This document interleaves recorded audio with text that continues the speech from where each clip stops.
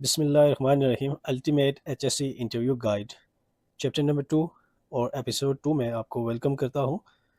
Chapter 2 है हमारा basic HSC concepts. तो हम आते हैं सीधा क्वेश्चन नंबर 1 पे। What is safety? Safety is the condition in which hazards are identified and controlled so that the risk of injury, illness, property damage or environmental harm is reduced to an acceptable level। अब ये देखें, ये same चीज़ है जो health safety HSC health safety environment, यानी health people जिसमें बीमार ना हो, ज़ख्मी ना हो। सेफ्टी यानी प्रॉपर्टी डैमेज ना हो। इन्वायरमेंट यानी इन्वायरमेंट को कोई नुकसान ना पहुंचे। तो ये एक सेफ्टी ऐसी कंडीशन है जिसमें हैजर्ड्स की निशानदेही की जाती है और जो रिस्क हैं उनको हमने कंट्रोल करना होता है या फिर रिड्यूस करना होता है। जहाँ पे कंट्रोल करना, एलिमिनेट करना मुमकिन ना हो, दूर करना मुमकिन ना हो, तो वहाँ पे उनको रिड्यूस किया जाता है टू एन एक्सेप्टेबल लेवल। अच्छा, बिफोर वेल्डिंग स्टार्ट्स, इसकी एग्जांपल है कि वेल्डिंग से पहले हम जो उसके एरिया को बैरिकेड करते हैं, वहाँ से कंबस्टेबल मटेरियल, आग पकड़ने वाली सारी चीज़ें हटा देते हैं। फायर एक्सटिंग्विशर वहाँ पे मौजूद होना चाहिए, प्रॉपर पीपी वर्कर के पास होनी चाहिए। तो ये क्या है? ये जॉब को सेफ करता है। तो ये सारी चीज़ें हम क्या कर रहे हैं, उसको सेफ बना रहे हैं। ना कोई वर्कर ज़ख्मी हो, ना इक्विपमेंट डैमेज हो, ना माहौल को कोई नुकसान पहुँचे। Question number 2, what is a hazard? A hazard is anything that has potential to cause injury, illness, property damage और environmental damage। अब देखें, यानी एचएससी हम जो डिफाइन किया था एचएससी को हमने चैप्टर नंबर 1 में, तो सेम वही चीज़ है कि जो भी चीज़ एचएससी को नुकसान पहुंचा सकती है। एचएससी क्या है? यानी हेल्थ को कोई वर्कर कोई ज़ख्मी हो जाए, बीमार हो जाए। एस सेफ्टी यानी कोई प्रॉपर्टी को डैमेज करे, और इन्वायरमेंट कोई इन्वायरमेंट को डैमेज करे, तो वो क्या है? हैजर्ड है। उसको हम हैजर्ड कहेंगे कि तीन चीज़ों को, पीपल, प्रॉपर्टी, इन्वायरमेंट। इसकी एग्जांपल्स हैं एक्सपोज इलेक्ट्रिकल वायर्स, बिजली की नंगी तारें हैं जहां से किसी को करंट लग सकता है, वर्कर जख्मी हो सकता है, जान जा सकती है। किसी की कोई ओपन एक्सकवेशन है, उसके चारों तरफ बैरिकेशन नहीं हुई हुई, तो वो एक खतरा है, वहां से कोई जख्मी हो सकता है, किसी की जान जा सकती है। कोई हाइट पे काम कर रहा है तो ये भी एक हैजर्ड है, वहां से कोई गिर सकता है। रोटेटिंग मशीनरी या flammable chemicals, so these all are hazard. Moving to the question number 3, what is risk? Risk is the likelihood that a hazard will cause harm combined with the severity of that harm। कि अब ये दो चीज़ें हैं risk के अंदर, कि वो जो हैजर्ड था, खतरा था, उसके होने के चांस कितने हैं और उसकी शिद्दत क्या होगी, सिवियरिटी क्या होगी। So likelihood multiplying by severity, this is risk. मिसाल के तौर पे, working on a roof without a safety harness has a high risk because a fall could result in serious injury or death. तो अब छत पे एक बंदा काम कर रहा है, उसने कोई हार्नेस नहीं पहना हुआ, तो क्या होगा? वो गिर सकता है, उसकी जान जा सकती है, जख्मी हो सकता है। तो ये क्या है? This is risk. Question number 4, what is the difference between hazard and risk? अब इसमें आपको मजीद क्लियर होगा कि हैजर्ड और रिस्क में फ़र्क क्या है। हैजर्ड हमने क्या कहा? Source of danger. रिस्क क्या है? Chance that hazard will cause harm. तो अब देखें, हैजर्ड क्या है? Source of danger. इसको समझिएगा कि इस सोर्स ऑफ डेंजर है, डेंजर नहीं है, इसमें बहुत सारे डेंजर होते हैं। मिसाल के तौर पे इलेक्ट्रिसिटी इज़ द हैजर्ड। तो अब इलेक्ट्रिसिटी के अंदर बहुत से खतरात हैं, वो जो अंदर इसके खतरात होंगे वो उसको हम रिस्क कहेंगे। जैसे electric shock is one of them. तो इलेक्ट्रिसिटी एक ख़तरा है, हैजर्ड है, यानी खतरे का जो सोर्स होता है उसको हम हैजर्ड कहते हैं, सोर्स ऑफ डेंजर। इससे आसान मैं आपको नहीं समझा सकता कि जो सोर्स ऑफ डेंजर है उसको हैजर्ड कहेंगे। और अब उस सोर्स ऑफ हैजर्ड या इलेक्ट्रिसिटी के अंदर देखें कौन कौन से रिस्क हैं, कि करंट लग सकता है, आग लग सकती है, किसी को करंट लग के वो गिर सकता है, इक्विपमेंट मशीन फेलियर हो सकता है, डैमेज हो सकता है। ये क्या है? ये रिस्क हैं। Okay, question number 5, what is N unsafe act? Unsafe act is an unsafe action or behavior by a person that may lead to an accident। तो ये एक्ट जो है, एक्ट हमेशा बंदे के साथ मंसूब होता है, किसी ह्यूमन के साथ। सिंपली याद रखिएगा, याद रखने के लिए आपको बता रहा हूँ। तो अनसेफ एक्ट क्या होगा कि जो कोई एक्शन या बिहेवियर किसी बंदे का जो एक्सीडेंट की वजह बन सकता है, एक्शन या बिहेवियर। मिसाल के तौर पे पीपी ना पहनना, काम वाली जगह पे, वर्क प्लेस पे दौड़ना, डैमेज टूल यूज़ करना, या मशीन बगैर गार्ड के इस्तेमाल करना। जैसे पावर टूल है कोई भी, जैसे आपका ग्राइंडर है, उस ग्राइंडर का आपके सेफ गार्ड नहीं है, सेफ गार्ड के बगैर यूज़ करेगा कोई, तो ये दैट इज़ क्या है? Unsafe act. Working without a permit is also an example. What is N unsafe condition? An unsafe condition is a hazardous physical condition at the workplace that can cause an accident. So क्या physical condition, main point क्या है physical condition, hazardous physical condition ऐसी कि जिसमें accident हो सकता है. Examples क्या है इसकी? Oil spill on the floor, कि फर्श के ऊपर ऑयल पड़ा है, तो फिजिकल कंडीशन देखें वर्क प्लेस की ऐसी है कि ये हादसे की वजह बन सकती है, कोई स्लिप होकर गिर सकता है. ब्रोकन लेडर, टूटी हुई लेडर है, वो यूज़ हो रही है, या damage scaffold, poor lighting. What is the difference between unsafe act and unsafe condition? अब इन दोनों के दरमियान मजीद फ़र्क कि unsafe act that is cause by people, जो लोग करते हैं. Unsafe condition that is cause by work place conditions, कि वर्क प्लेस कंडीशन से जो जिसकी वजह होती है. मिसाल के तौर पे नॉट वेयरिंग पीपी, लोग पीपी नहीं पहन रहे, लोग दौड़ रहे हैं, रनिंग कर रहे हैं, वर्किंग विदाउट परमिट वो कर रहे हैं, ये जिसमें एक्शन या बिहेवियर है लोगों का. और कंडीशन क्या है? पीपी डैमेज है, स्लिपरी फ्लोर है, एक्सकवेशन ओपन है. So these conditions and these acts both can lead to an accident. Question number 8, what is an incident? अच्छा, incident, an incident is an unplanned event that causes or could have caused injury, illness, property damage or environmental damage. फिर again 3 चीज़ें हैं, ये 3 चीज़ें आपने हर जगह याद रखनी है कि इंसिडेंट कोई ऐसा अनप्लान्ड इवेंट होगा, कोई ऐसा हादसा होगा जो किसी को ज़ख्मी कर सकता है या बीमार कर सकता है, या प्रॉपर्टी को डैमेज कर सकता है, या माहौल को डैमेज कर सकता है. तो वो क्या है? इंसिडेंट. यानी इंसिडेंट के अंदर डैमेज हो भी सकता है और नहीं भी हो सकता. कॉजेस और कुड हैव कॉज्ड, ठीक है, तो ये इंसिडेंट उसको कहेंगे. ये इंसिडेंट एक वास्ट टर्म है, बड़ी टर्म है. सिमिलरली आगे चलते हैं.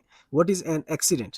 Accident is an unplanned event that results in injury, illness, property damage or environmental damage. अब एक्सीडेंट में नुकसान होता ही होता है, तो ये भी एक अनप्लान्ड इवेंट है, लेकिन इसमें क्या हुआ? कोई ज़ख्मी हुआ, बीमार हुआ, प्रॉपर्टी डैमेज हुई, या माहौल को नुकसान पहुंचा ही पहुंचा. तो जिसमें नुकसान पहुंचता है उसको हम एक्सीडेंट कहेंगे. तो इंसिडेंट के अंदर नुकसान पहुंच भी सकता है, नहीं भी पहुंच सकता. तो एक्सीडेंट की example, a worker falls from ladder and fractures his leg. तो हाइट से या लेडर से एक वर्कर गिरता है, उसकी टांग टूट जाती है, तो ये एक्सीडेंट होगा. अब नियर मिस क्या है? नियर मिस कहते हैं कि जो हादसा होने वाला था लेकिन बचत हो गई. Like a near miss is an unplanned event that did not cause injury damage but had the potential to do so. लेकिन उससे नुकसान हो सकता था लेकिन नहीं हुआ, बचत हो गई. मिसाल के तौर पे एक हथौड़ा हाइट से गिरता है, स्कैफोल्डिंग प्लेटफॉर्म से गिरता है, ज़मीन पे आके लगता है, किसी को लगा नहीं है, लेकिन अगर वही हथौड़ा वहाँ से गिरता, किसी के सर में लगता, उसको ज़ख्मी कर देता, तो ये एक्सीडेंट बन जाता. तो अब नियर मिसेस को रिपोर्ट क्यों करना चाहिए? इसलिए रिपोर्ट करना चाहिए कि ताकि उनकी जो बुनियादी वजह है, गिरने की वजह क्या थी, कि क्या स्कैफोल्डिंग का जो प्लेटफॉर्म था, प्लैंक्स थे, उनके अंदर गैप था, क्या टो बोर्ड मिसिंग था, तो किस वजह से वो गिरा. रूट कॉजेज को इन्वेस्टिगेट किया जाए, हैजर्ड को आइडेंटिफाई किया जाए, और फ्यूचर में इस तरह के हादसा से बचा जाए. अगर फ्यूचर में दोबारा यही काम होगा तो उससे नेक्स्ट टाइम हो सकता है किसी का सर फट जाए. तो इसको कहते हैं near miss. Okay, what is risk assessment? So simply we can say risk assessment is the process of identifying hazards, evaluating risks and implementing control measures before work begins. अब देखें, आइडेंटिफाई, हैजर्ड को identify करना. Hazard एक vast चीज़ है. अब risk, उस hazard के अंदर बहुत सारे रिस्क होंगे, तो उन तमाम रिस्क को एवेलुएट करना है, और इम्प्लीमेंटिंग कंट्रोल मेजर्स, और उनसे बचने के लिए हिफाजती तदाबीर, या उनसे बचने के लिए जो तरीकाकार होगा उसको आपने इम्प्लीमेंट करना है काम शुरू करने से पहले. तो इसको हम कहते हैं रिस्क असेसमेंट. 5 स्टेप्स क्या है रिस्क असेसमेंट के? नंबर 1, हैजर्ड को आइडेंटिफाई किया. नंबर 2, किसको नुकसान पहुंच सकता है, कौन ज़ख्मी हो सकता है. नंबर 3, इवेलुएट द रिस्क, कि उस रिस्क को आपने एवेलुएट किया. Number 4, apply control measures, control measure apply कर दिए उससे बचने के लिए जो प्रिकॉशंस थी. Number 5, review and update if necessary, कि उसको दोबारा जायज़ा लिया जाए, अगर उसको अपडेट की ज़रूरत हो तो उसको अपडेट किया जाए. ये 5 स्टेप्स हैं, इनको हम आगे चल के तफसीली डिस्कस करेंगे. What is an authorize person? अक्सर आपने ये टर्म सुनी होगी, ऑथोराइज पर्सन, एपी. तो authorize person is someone officially permitted by the employer to perform a specific task. तो कंपनी जिसको, एक बंदे को अलाउ करती है, ऑथोराइज करती है, इजाज़त देती है कि तुम ये काम कर सकते हो, ये बंदा ये काम ये बंदा करेगा, तो वो क्या है? ऑथोराइज पर्सन है. मिसाल के तौर पे ओनली एन ऑथोराइज इलेक्ट्रीशियन में आइसोलेट इलेक्ट्रिकल इक्विपमेंट. तो इलेक्ट्रिकल इक्विपमेंट की जो आइसोलेशन होती है वो सिर्फ एक ऑथोराइज इलेक्ट्रीशियन ही कर सकता है. हर बंदा लोटो अप्लाई नहीं कर सकता। जो lock out tag out device होती है इलेक्ट्रिकल के ऊपर, तो वो सिर्फ एक ऑथोराइज इलेक्ट्रिशियन करेगा। This is an example. Okay, it is safety culture. Safety culture is the shared attitude, values and commitment of everyone in an organisation toward working safely. कि सेफली काम करने के लिए एक जो शेयर्ड एटीट्यूड और values और कमिटमेंट है सबकी सेफ्टी की तरफ, ऑर्गेनाइजेशन की तरफ, वो है safety culture. Good safety culture mean everyone takes responsibility of safety. जब हर कोई सेफ्टी की जिम्मेदारी लेता है तो वो क्या है, गुड सेफ्टी कल्चर है। और सेफ्टी कल्चर आपको अडॉप्ट करना है। What is stop work authority? Stop work authority gives every worker the right and responsibility to stop work if they identify an unsafe condition or imminent danger. तो ये हर worker के पास, हर बंदे के पास ये इख्तियार होता है कि वो अनसेफ काम अगर देखता है तो उसको फ़ौरन रोके। जिस अनसेफ काम या कंडीशन के अंदर कोई ख़तरा हो सकता है, कोई ज़ख्मी हो सकता है, किसी को चोट लग सकती है, इक्विपमेंट मशीन डैमेज हो सकती है, माहौल को नुकसान पहुंच सकता है, तो उसको रोकने का इख्तियार हर वर्कर के पास होता है। That is called stop work authority. What is behaviour based safety? अक्सर आपने सुना होगा बीबीएस या behaviour based safety. Behavior based safety is a process of observing workers, identifying unsafe behaviors, and encouraging safe work practices through positive feedback and coaching. इससे simple definition इसकी नहीं हो सकती। तो बिहेवियर बेस्ड सेफ्टी एक ऐसा अमल है कि जिसमें आप लोगों को ऑब्जर्व करते हो, वर्कर्स को ऑब्जर्व करते हो, अनसेफ बिहेवियर को आप आइडेंटिफाई करोगे, निशानदेही करोगे, और सेफ वर्क प्रैक्टिसेस को इनकरेज करोगे। ठीक हो गया? What is the line of fire? Line of fire. Line of fire is a path where a person could be struck, caught, crushed, or injured by moving equipment, falling objects, or released energy.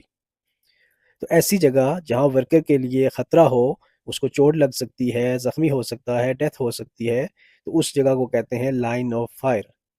मिसाल के तौर पे standing under a suspended load, crane ने load उठाया हुआ है, उसको कहते हैं सस्पेंडेड लोड। तो उस लोड के नीचे से गुजरना या खड़े होना, ये क्या है, ये लाइन ऑफ फायर में आ जाएगा worker. Standing behind an excavator during swing, तो एक्सकवेटर के पीछे खड़ा होना, एक्सकवेटर काम कर रहा है तो वो लाइन ऑफ फायर है। अगर वो पीछे मुड़ेगा तो उसको हिट कर सकता है। Placing hands near moving machinery, किसी मशीनरी मूव कर रही है तो उसके करीब हाथ रखना जहाँ से हाथ आपके मशीन के अंदर आ सकते हैं, तो this is also an example of line of fire. What are dropped objects? Dropped objects are tools, materials or equipment that fall from height and may injure people below. यानी हाइट से जो भी गिरने वाली चीज़ है, टूल है, material है, equipment है, नीचे किसी को जख्मी कर सकता है, उसको हम कहते हैं ड्रॉप्ड ऑब्जेक्ट्स। इसके कंट्रोल क्या होते हैं? टो बोर्ड, ऊपर जो प्लेटफॉर्म होता है ना, वर्किंग प्लेटफॉर्म, जिसके ऊपर खड़े होकर काम करते हैं। हाइट पे कोई भी काम करने के लिए प्लेटफॉर्म बनाया जाता है, नीचे स्कैफोल्डिंग लगाई जाती है, ऊपर प्लेटफॉर्म बनाया जाएगा। उस प्लेटफॉर्म के टो बोर्ड, लैन टू लैन यार्ड, डेब्रिस नेट और बैरिकेशन यूज करते हैं ताकि ना कोई वर्कर गिरे, ना कोई सामान नीचे गिरे। Okay, question number 13, what is hierarchy of controls? अब जो हम कहते हैं ना, अक्सर बात करते हैं कि हैजर्ड्स मौजूद है तो कंट्रोल मेयर्स, तो वो जो कंट्रोल मेयर्स होते हैं, उन हैजर्ड से बचने का जो तरीकाकार होता है, उसको कहते हैं कंट्रोल या हियरार्की ऑफ कंट्रोल। तो उसमें 5 चीज़ें हैं। तो ये एक ऐसा मेथड है जिसमें हम वर्क प्लेस के हैजर्ड को कंट्रोल करते हैं। इसमें most effective to least effective, सबसे मोस्ट इफेक्टिव क्या है, एलिमिनेशन, हैजर्ड को वहाँ से ख़त्म किया जाए। और सबसे आखिरी या लीस्ट इफेक्टिव क्या है, कि पर्सनल प्रोटेक्टिव इक्विपमेंट पहन लें, हैजर्ड अपनी जगह पे मौजूद है लेकिन आपने पीपी पहन ली कि आप ज़ख्मी ना हो, कम ज़ख्मी हो। तो सबसे बेहतरीन इसमें तरीका होता है एलिमिनेशन। उसके बाद सब्सिट्यूशन, यानी कि हैज़र्ड मौजूद है तो अब हमने सब्सिट्यूट किया ताकि उसके अल्टरनेटिव कोई चीज़ ले आए जिसमें कम ख़तरा हो। इंजीनियरिंग कंट्रोल, या फिर इंजीनियरिंग की मदद से उस ख़तरे को हम कम कर सकें या दूर कर सकें। एडमिनिस्ट्रेटिव कंट्रोल, के हम एडमिनिस्ट्रेशन की तरफ से कोई ऐसी वर्कर की तरतीब बना दें काम की कि उनको कम से कम नुकसान पहुँचे या ख़तरा पहुँच सके। तो इसको हम एग्जाम्पल में क्लियर करेंगे। और 5वें पे पीपी एग्जाम्पल है नॉइज़ हैज़र्ड। नॉइज़ है, शोर है। फ़र्ज़ करें कि एक मशीनरी है जो बहुत ज़्यादा शोर कर रही है, आप कह सकते हैं एक्सकवेटर है, हैमरिंग कर रहा है, तो बहुत ज़्यादा नॉइज़ प्रोड्यूस हो रही है। तो पहला काम आप क्या कर सकते हैं, रिमूव करें, हैज़र्ड को एलिमिनेट करें। नंबर 1 ये है एलिमिनेशन। तो कैसे एलिमिनेट कर सकते हैं कि हैज़र्ड को हमने, उस मशीनरी को हमने वहाँ से निकाल दिया, हटा दिया, हैज़र्ड एलिमिनेट किया। नंबर 2 सब्स्टिट्यूट करें, हम कम शोर वाली मशीन लेके आ गए हैं जो शोर कम पैदा करती है, तो ये सब्स्टिट्यूशन हो जाएगा। इंस्टॉल साउंड बैरियर्स, अब इंजीनियरिंग कंट्रोल क्या है कि हम जो साउंड बैरियर इंस्टॉल कर दिए ताकि शोर जहाँ पे वर्कर हैं बाकी उनकी तरफ ना आए। लिमिट एक्सपोजर टाइम, चौथे नंबर पे एडमिनिस्ट्रेटिव कंट्रोल्स, ये क्या है कि एक्सपोजर टाइम वर्कर का, जिस टाइम शोर ज़्यादा हो रहा हो तो उस टाइम हम वर्कर को दूसरी तरफ ले जाएं या छुट्टी उस टाइम दे दें, ब्रेक दे दें उस टाइम, तो उनका जो एक्सपोजर टाइम है वो कम हो जाए। और पाँचवें नंबर पे आखिरी चीज़ ईयर प्लग्स या पीपी, कि आपने तमाम वर्कर को ईयर प्लग दे दे, कानों में ईयर प्लग या ऊपर ईयर मफ चढ़ा लो, पीपी यूज़ करो, हैजर्ड अपनी जगह पे मौजूद है। What is personal protective equipment? Personal protective equipment is equipment worn to reduce exposure to work place hazards. तो ये हम पहनते हैं ताकि वर्क प्लेस पे हैजर्ड से बचा जा सके। मिसाल के तौर पे हेलमेट पहनते हैं सर की हिफाजत के लिए, सेफ्टी शूज़ पाँव की हिफाजत के लिए। सेफ्टी शूज़ के अंदर स्टील टो होती है, हाई एंकल होता है। स्टील टो, अगर पाँव के ऊपर कोई लोड गिर जाए, कोई वज़न गिर जाए, गाड़ी का टायर गुजर जाए तो आपके पाँव बच जाएगा। और हाई एंकल आपके टखनों की हिफाजत करेगा, टखनों पे कुछ लगेगा नहीं, चोट नहीं लगेगी, पाँव मुड़ने का खतरा कम होगा। ग्लासेस, सेफ्टी ग्लासेस या गॉगल्स आंखों की हिफाजत के लिए होती हैं। ग्लव्स आप हाथों की हिफाजत के लिए। रिस्पायरेटर जहाँ पे पोल्यूशन हो वहाँ पे पहनते हैं। ईयरिंग प्रोटेक्शन, जो ईयर प्लग या ईयर मफ कानों के लिए। हाई विजिबिलिटी वेस्ट, रिफ्लेक्टर हम पहनते हैं ताकि दूर से वर्कर नज़र आए, विजिबल हो। फुल बॉडी हार्नेस, जो हाइट पे जाके काम करेगा वो पहनेगा। What is PPE the last line of defence? Why PP? Why is the PPE law? Oh, question number 15. Why is PPE the last line of defense? Okay, answer क्या इसका करेंगे कि PPE does not eliminate the hazard. It only protects the worker after all other control measures have been considered. तो ये PPE क्या है? ये last line है, ये हैजर्ड मौजूद होता है, वो ख़त्म नहीं होता, ये सिर्फ क्या करता है, वर्कर को बचाने के लिए। Question number 16. What is housekeeping? Housekeeping means keeping the work place clean, organised and free from hazard. Housekeeping आम आपने सुना होगा ये वर्ड, कि आप अपनी साइट को साफ़ सुथरा रखते हो, हर तमाम चीज़ें तरतीब के साथ उनकी जगह बना देते हो, वहाँ पे तरतीब से हर चीज़ अपनी जगह पे रखी होगी, जो चीज़ चाहिए होगी वर्कर को वहाँ से उठाएगा, टूल इक्विपमेंट यूज़ करेगा, वापस अपनी जगह पे रखेगा। तो हर चीज़ मुनज़्ज़म तरीके से रखी जाएगी। जैसे लकड़ी है तो एक तरफ, लोहा है एक तरफ, प्लास्टिक है एक तरफ, तो हर चीज़ अपनी अपनी जगह पे, उसके लिए एक जगह मुख्तस हो। एंड फ्री फ्रॉम हैजर्ड, और साइट आपकी हैजर्ड फ्री हो, फर्श साफ़ हो, उसमें पानी ना हो, ऑयल ना हो, कोई रास्ते में तार केबल ना पड़ी हो, कोई टूल इक्विपमेंट ना पड़ा हो। इसके फ़ायदे क्या हैं? प्रिवेंट स्लिप एंड ट्रिप, क्योंकि वर्कर स्लिप होकर नहीं गिरेगा, किसी चीज़ के साथ अटक के या ट्रिप होकर नहीं गिरेगा। रिड्यूसेस फायर हैजर्ड, आग नहीं लगेगा, आग लगने का खतरा नहीं होगा, जब चीज़ें मिक्सअप पड़ी होंगी, ढेर लगा होगा, आग लगने का भी खतरा होगा। तो आग पकड़ने वाली चीज़ें आप हाउस कीपिंग का मतलब है एक साइड पे स्टोर करें। इम्प्रूव प्रोडक्टिविटी, जो पैदावार है उसमें इजाफा होगा, टाइम बचेगा और वर्क प्लेस आपकी सेफ हो जाएगी। What is a competent person? Competent person किसे कहते हैं? आपने अक्सर सुना होगा word competent person, competent person. So competent person is someone who has knowledge, training, experience and authority to identify hazards and take corrective actions. ये वो बंदा होता है जिसके पास नॉलेज भी है, ट्रेनिंग भी है, तजुर्बा भी है, और उसको इख्तियार भी दिया गया है कि वो हैजर्ड की निशानदेही कर सके और करेक्टिव एक्शन ले सके। ये वो बंदा होता है कॉम्पिटेंट पर्सन। मिसाल के तौर पे अ सर्टिफाइड स्कैफोल्ड इंस्पेक्टर, तो स्कैफोल्ड इंस्पेक्शन के लिए स्कैफोल्ड इंस्पेक्टर होता है, तो उसके पास नॉलेज भी है, ट्रेनिंग भी है, एक्सपीरियंस भी है और अथॉरिटी भी है, ठीक है, कंपनी की तरफ से।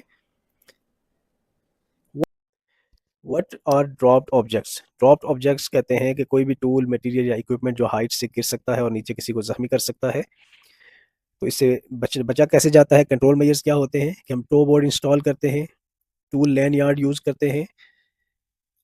अब टो बोर्ड क्या है कि जो वर्किंग प्लेटफॉर्म होता है, जिस प्लेटफॉर्म के ऊपर खड़े होकर वर्कर काम कर रहे होते हैं, उसके नीचे जो बोर्ड लगता है, जो 6 इंच का एक तख्ता होता है चारों तरफ, उसको कहते हैं toe board. Tool lanyard, कि जो कोई वर्कर के हाथ में टूल है तो वो टूल के साथ एक रस्सी बांधी होगी, जो उसकी बाजू या कलाई के साथ या जिस बॉडी के साथ दूसरी तरफ से दूसरे सिरे से बांधी होगी। अगर हाथ से फ़र्ज़ करें कि एक बंदा रेंच के साथ बोल्ट टाइट कर रहा था तो उसके हाथ से रेंच छूट जाता है, तो रेंच के कोने में से एक रस्सी बंधी हुई थी और वो रस्सी जो है उसकी वर्कर की कलाई के साथ बंधी हुई थी, तो वो टूल नीचे नहीं जाएगा बल्कि सस्पेंड हो जाएगा। इसी तरह डेब्रिस नेट, जालियाँ यूज़ की जाती हैं, नेट यूज़ की जाती हैं ताकि कोई इक्विपमेंट नीचे ना गिरे, और बैरिकेशन लगाई जाती है। और good house keeping is also one of the control measure at the platform. What is manual handling? Manual handling means lifting, carrying, pushing, pulling और moving objects by hand.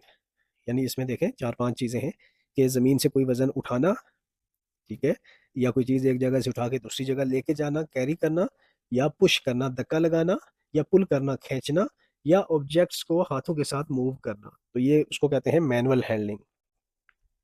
Safe lifting tips इसमें क्या है कि वज़न आप safely उठाओ, उसमें load को असेस करना, कीप योर बैक स्ट्रेट, कमर आपकी बिल्कुल सीधी होनी चाहिए, बेंड योर नीज, अपने घुटने बेंड करें, नीचे बैठ जाएं, लिफ्ट विद योर लेग्स, अपनी टांगों के साथ उठाइए उसको, अवॉइड ट्विस्टिंग, बॉडी को आपने ट्विस्ट नहीं करना, उसको मुड़ना नहीं है लोड उठा के, ask for help if load is heavy. What are golden rules of safety? गोल्डन रूल्स of safety may vary by company, but generally include always wear PPE, work permit system को फॉलो करना, सस्पेंडेड लोड के नीचे काम नहीं करना, height पे काम करें तो फॉल प्रोटेक्शन सिस्टम होना चाहिए, फुल बॉडी हार्नेस पहना हुआ होना चाहिए, एनर्जाइज इक्विपमेंट पे काम करें तो lockout tag out procedure follow करना, हैजर्ड और नियर मिस को रिपोर्ट करना, सेफ्टी डिवाइसेस को कभी भी बाईपास नहीं करना, बैरियर क्रॉस नहीं करना, बैरियर हटाना नहीं, गुड हाउस कीपिंग मेंटेन रखना, स्टॉप अनसेफ वर्क, और follow site procedures all the times. Okay, top 10 basic HSC question from chapter number 2 is what is safety, what is hazard, what is risk, difference between hazard and risk, unsafe act and unsafe condition, near miss, hierarchy of controls, PPE, risk assessment, stop work authority. So these 10 questions are very important from this chapter. Quick revision, you can have quick revision. There are short definitions present. Hazard क्या होता है, risk क्या है, incident क्या है, accident, near miss, unsafe act, unsafe condition, hierarchy of control, PPE, stop work authority. So all are mentioned here. So in the next episode, what we are going to discuss, we will cover advanced interview questions on hazard identification and risk assessment, job safety analysis, method statement, dynamic risk assessment, residual risk, what is residual risk, alarm principle, control measures, safety observation, root cause analysis, why 5 why techniques for immediate cause versus root cause, corrective versus preventive actions, practical construction case studies with interview style answer. So this will be included in the next chapter. Stay connected. Okay, so this was the chapter number 2. So I hope to see you in chapter number 3. Stay connected with us to learn more.